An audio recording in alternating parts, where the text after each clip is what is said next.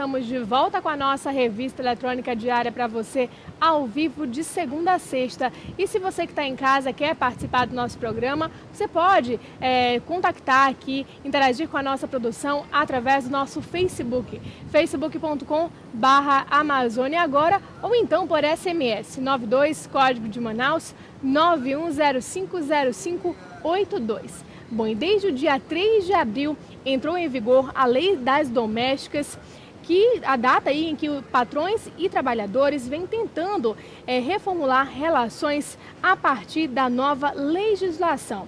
E para sabermos que mudanças são essas, vamos conversar agora com o Superintendente Regional do Trabalho, Dermilson Chagas. Seja bem-vindo, boa tarde. Obrigado por dar a oportunidade à Superintendência Regional do Trabalho para levar esclarecimento à sociedade como um todo. Esse papel é fundamental a todos. Bom, e a gente pode começar falando o que é a PEC das Domésticas. A PEC das domésticas é a soma, ou seja, ela vem para trazer mais direitos às trabalhadoras domésticas, que não é somente aquela pessoa que trabalha no ambiente de casa. Tem a questão do caseiro também, que é o empregado doméstico. Nós temos aí a babá, nós temos o piloto também, que pode ser de aeronaves, alguém que tem condições de ter um helicóptero, um avião também caracterizado como empregado doméstico. Nós temos aí o cuidador de idosos, ou seja, são vários profissionais que são caracterizados como empregador doméstico, que foi ampliado com essa PEC o reconhecimento do direito deles. Ou seja, agora o FGTS ele passa a ser obrigatório, antes era opcional. Ou seja, eu falo sempre e tenho dito que a lei, a nossa Constituição diz que todos são iguais perante a lei. O empregado doméstico deve ter todos os direitos. Era melhor trazê-la para dentro da CLT, porque ela é uma legislação à parte em que ela não está com o mesmo direito do trabalhador. Nesta PEC agora, muitos direitos se ampliaram e isso é um ganho importante a esse trabalhador que cuida do nosso patrimônio e dos nossos filhos dentro de casa. Bom, a gente falou que a profissão das domésticas, né, e de outras categorias que estão inseridas aí dentro dessa lei, a gente já falou sobre o FGTS, que agora passa a ser obrigatório, e quais outras mudanças que vamos ter aí pela frente com essa nova lei entrando em vigor? Olha, vem a questão ainda da multa rescisória referente à demissão sem justa causa. Essa demissão ela é uma multa que o empregador paga por demitir esse cidadão sem um bom motivo. Se ele tiver um bom motivo, ele tem que preencher todos os pré-requisitos para poder justificar a demissão dessa pessoa. E isso precisa da regulamentação que está ainda em estudo por um grupo de pessoas dentro do Ministério do Trabalho que estão determinando ali qual seria o melhor valor para empregado doméstico. O ministro já disse que o ideal seria os 40%. Porque se o recolhimento for menor do que 8%, se for 5%, se for 4%, então já vai ser menor a multa também. Tá certo? Porque já vai influenciar nas parcelas depositadas do FGTS.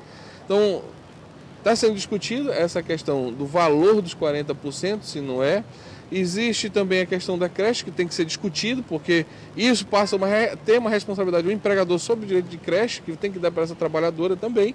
E aí existe toda uma celeuma social, todo um questionamento social sobre isso. A questão das convenções de acordo coletivo. Existe também outros direitos que a empregada doméstica, sendo prejudicada pelo não recolhimento do FGTS, do INSS, ela pode denunciar o empregador por apropriação indébita desse recurso, que gera uma ação penal, não só uma ação trabalhista. E isso causa um constrangimento, vai causar uma preocupação muito grande para os empregadores. Tanto que muitos, receosos com a lei, demitiram e passaram a contratar as diaristas.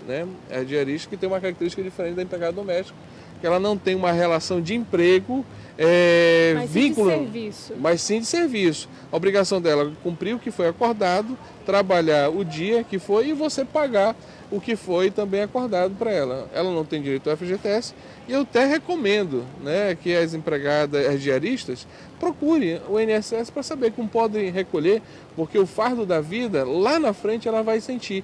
E é quando você precisa de uma aposentadoria, você pode precisar de uma pensão, de um auxílio de maternidade, você pode precisar de um auxílio doença, e aí você vai estar amparado pelo Estado, com certeza, porque você foi esperto, inteligente para não deixar isso acontecer no futuro em que você não tem mais força para trabalhar e seria muito tarde.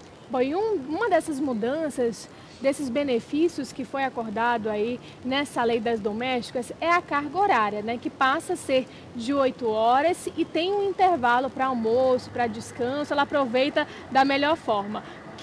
Qual seria essa carga horária e também esse horário de intervalo que muitas pessoas, principalmente os empregados, estão com muita dúvida em relação a isso? Claro, primeiramente você tem que acordar também com o empregado. O certo é trabalhar no máximo 8 horas por dia de alienação, podendo fazer até 2 horas a mais, que são horas extras que você pode negociar com o patrão também.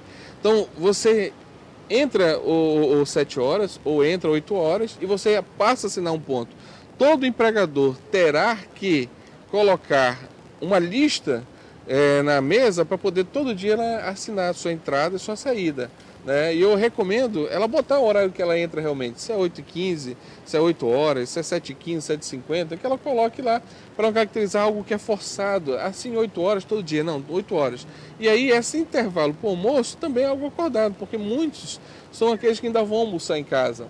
E aí você vai almoçar na hora que ela está no intervalo de almoço? Não, você acorda isso com a empregada, ou ela almoça antes ou almoça depois, e aí você tem uma prestação de serviço completa e satisfeito também com o entendimento dessa relação, que tem que ser boa para os dois. Tá? Se não tiver essa relação boa para os dois, não passa a ter uma relação de negócio, mas interesse. Então o que é interessante é que ela cumpra o seu papel assinando a hora que ela entra, o empregador cumprindo com a obrigação de exigir que ela assine no seu intervalo de almoço, a sua hora de saída e, se for o caso, de fazer as horas extras, 2 horas normais, porque a gente sabe que saindo de casa hoje pelo trânsito você não chega jamais 5 horas, se você sair 6 horas você não chega 6 horas, e aí você vai ter um filho em casa. Muitas vezes a gente deixa um filho à mercê da empregada, cuidando, reparando, e ali com certeza você vai pagar essas horas extras que é devido para ela. E ela vai pleitear isso, pode ter certeza.